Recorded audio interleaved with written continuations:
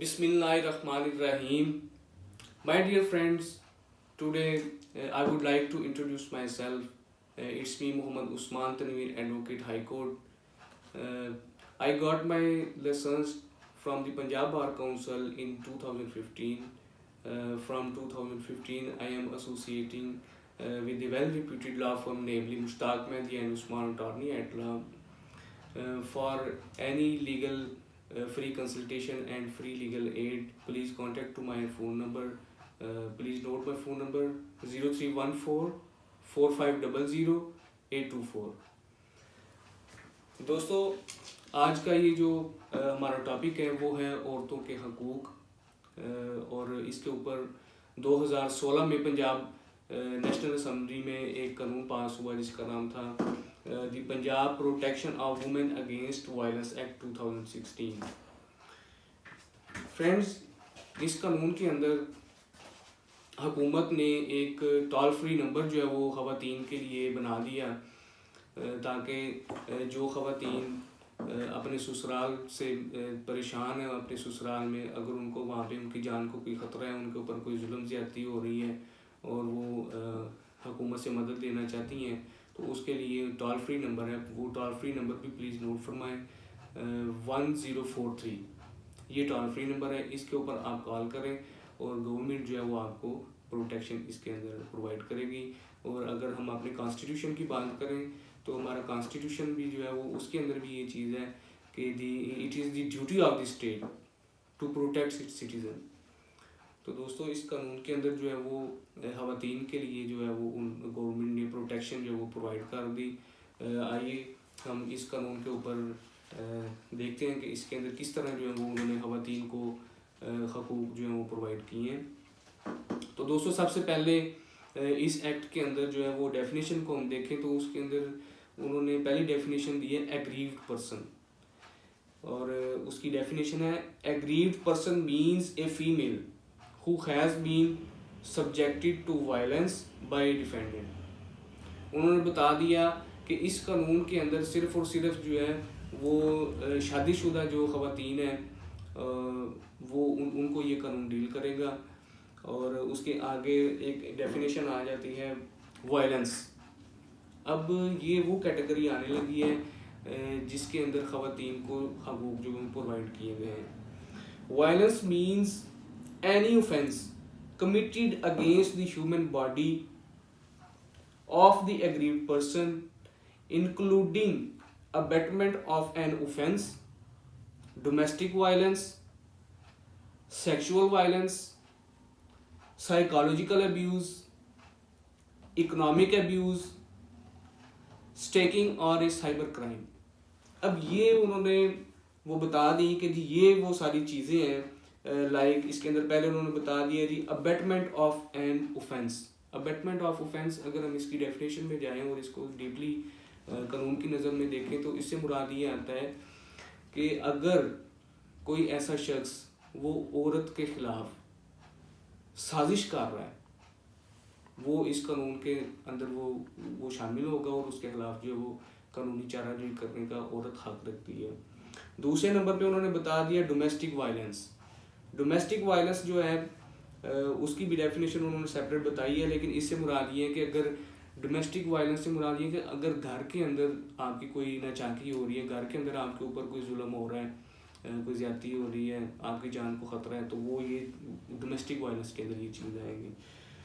तीसरे नंबर पे उन्होंने बता दिया सेक्सुअल वायलेंस। इसके अंदर अगर आपको कोई सेक्सुअल हरासमेंट कर रहा है वो चीज़ भी इस कानून के अंदर आ जाएगी। Psychological abuse.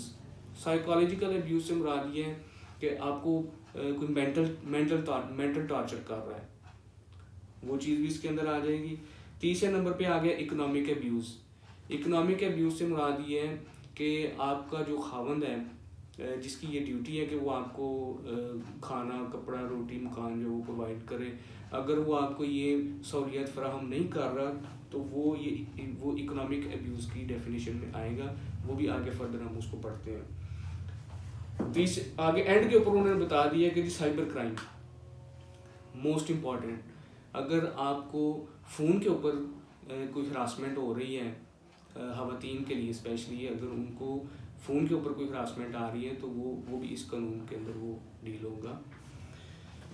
तो दोस्तों इसके अंदर अभी ये जो एक हमने ये पढ़ा है इकोनॉमिक अब्यूज़, वो इकोनॉमिक अब्यूज़ की डेफिनेशन भी आगे उन्होंने मज़ीद एक्सप्लेनेशन में बता दिया। उन्होंने लिखा है economic abuse means denial of food. अगर आपका खामन जो है वो आपको खाना देने से इनकार कर रहा है, आपको वो रोटी नहीं अगर दे सकता, वो ये चीज़ इसके अंदर आ गई। उसके बाद है क्लॉथिंग, अगर वो आपको कपड़े देने से इनकार कर रहे हैं या देने के काबिल नहीं है, वो चीज़ इसके अंदर आ जाएगी। And shelter in a domestic relationship to the aggrieved person by the defendant in accordance with the defendant's income और taking away the income of the aggrieved person without her consent by the defendant. इसके अंदर उन्होंने बता दिया कि अगर वो आपको छत भी नहीं प्रोवाइड कर सकता, छत भी नहीं प्रोवाइड कर रहा आपका खामन, और आपके पास जो भी कोई जमा पूंजी है वो आपका खामन आपसे छीन लेता है, स्नैच कर लेता है, तो वो भी इसकी डेफिनेशन में आएगा इकोनॉमिक अब्यूज़ में। उसके बाद उन्होंने बता दिया साइकोलॉजिकल वायलेंस। साइकोलॉजिकल वायलेंस की भी उन्होंने एक्सप्लेनेशन बता दी। उन्होंने लिखा psychological violence includes psychological deterioration of agreed person which may result in suicide attempt or clinically proven depression resulting from defendants oppressive behavior or limiting freedom of movement of the aggrieved person, and that condition is certified by a panel of psychologists appointed by district women protection committee। इसके अंदर उन्होंने बता दिया अगर आपको mental torture किया जा रहा है और उस मेंटल टार्चर होने की वजह से आप सुसाइड कमिट कर लेते हैं, आपके ऊपर आपकी हरकतों सुकनात के ऊपर पाबंदी लगाई जा रही है, तो वो चीज़ भी इस कानून के अंदर डील होगी। उसके लिए भी आपको रेमेडी कानून जो है वो प्रोवाइड करेगा।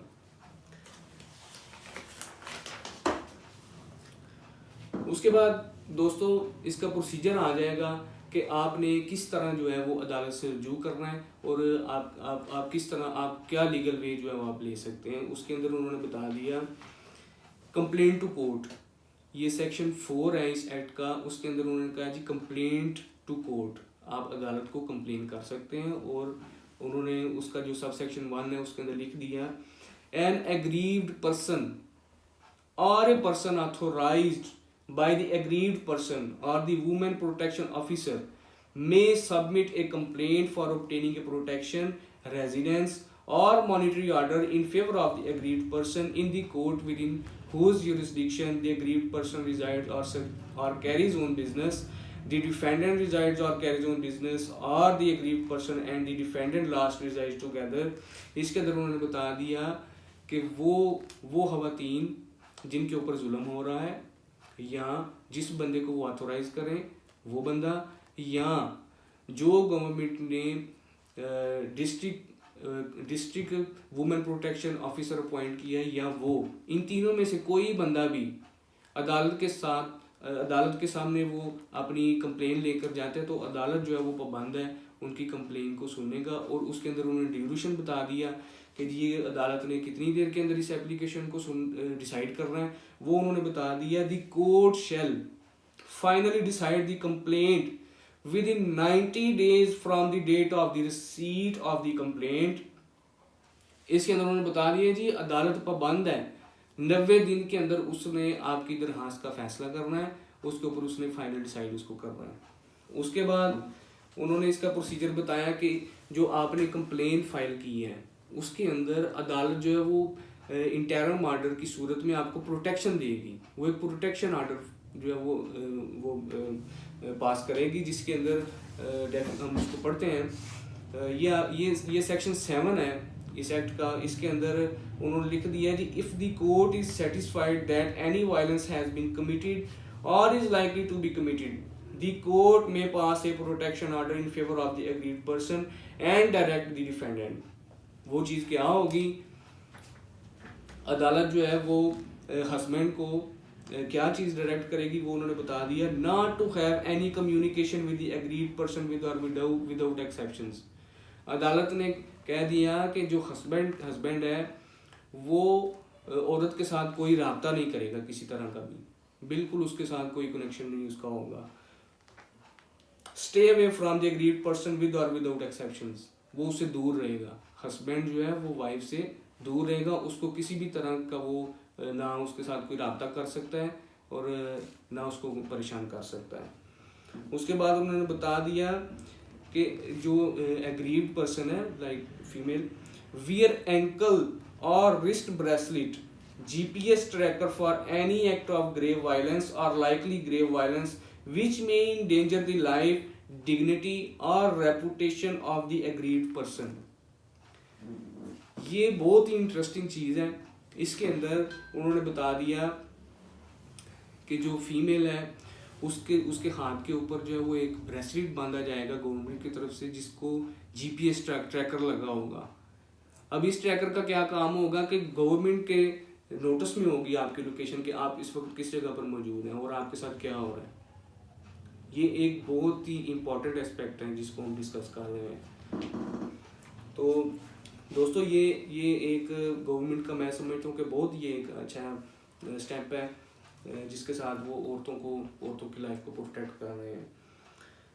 तो आगे हम इसको पढ़ते हैं दोस्तों। अब इस कानून के तहत गवर्नमेंट ने एक वुमेन प्रोटेक्शन कमेटी जो है वो बना दी और उसको जो सुपरवाइज करेगा वो होगा डिस्ट्रिक्ट वुमेन प्रोटेक्शन ऑफिसर, जो इसको सुपरवाइज करेगा। अब वो जो ऑफिसर है वो ऑफिसर जो है वो एक फीमेल लेडी होगी जो उसको सुपरवाइज करेगी। अब जब आप हेल्प जो टोल फ्री नंबर है 1043 उसके ऊपर जब आप कॉल करेंगे तो ये जो डिस्ट्रिक्ट वुमेन प्रोटेक्शन ऑफिसर होगा ये आपकी कॉल के ऊपर आप जिस जगह पर मौजूद, जिस घर में मौजूद होंगे, ये उस घर के अंदर पहुंचेगी, ये उस घर के अंदर पहुंचेगी और इस कानून के अंदर उसको उस घर के अंदर दाखिल होने का पूरा हक दिया गया है कि वो उस खातून की जान बचाने के लिए उस घर के अंदर एंटर हो सकती है, ये उसकी पावर है। और उसकी इस पावर के अंदर अगर कोई बंदा जो है वो रुकावट बनता है, उसको उस घर के अंदर दाखिल नहीं होने देता, तो गवर्नमेंट जो है या अदालत जो है वो उसको 6 महीने की सज़ा और साथ में 5 लाख रुपया जुर्माना जो है वो उसके ऊपर आयद करेगी। और इसके अंदर एक मोस्ट इम्पॉर्टेंट जो बात है, अगर एंड के ऊपर ये बात साबित हो जाती है कि आपने जो कंप्लेंट फाइल की थी वो झूठी है, तो उसके ऊपर जो है वो आपको 3 महीने की सज़ा और 1 लाख रुपए का जुर्माना आपको भी हो सकता है अगर आप झूठी कंप्लेंट जो है वो कोर्ट के अंदर फाइल करते हैं। तो दोस्तों ये कानून था 2016 में जो औरतों की फेवर में नेशनल असेंबली ने पास किया और इसके तहत जो है वो उन्होंने औरतों को जो है वो प्रोटेक्शन जो है वो प्रोवाइड की।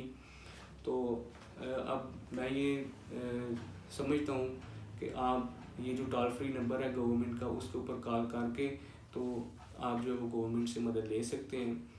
तो दोस्तों मैं उम्मीद करता हूँ कि आपको मेरी आज की ये वीडियो पसंद आई होगी। आप मेरी इस वीडियो को प्लीज़ शेयर करें ताकि हर खातून को जो है वो इसके बारे में अवेयरनेस हो, उसको अपने हक़ का पता चले और वो अपना हक़ लेने के लिए उसके लिए आसानी पैदा हो। और अगर किसी एक भी खातून को मेरी इस वीडियो से फ़ायदा पहुंचता है तो मैं ये समझूंगा कि मेरी ये वीडियो बनाने का जो मकसद है वो पूरा हो गया। तो मैं एंड के ऊपर आप सबसे ये गुजारिश करूंगा कि आप मेरे इस चैनल को भी सब्सक्राइब करें ताकि मैं आइंदा भी आपके लिए जो है वो कानून से रिलेटेड जो है वो आपके लिए सर्विस आपको जो है वो प्रोवाइड करूँ, आपको इन्फॉर्मेशन प्रोवाइड करूँ। Thank you so much. अल्लाह हाफिज़।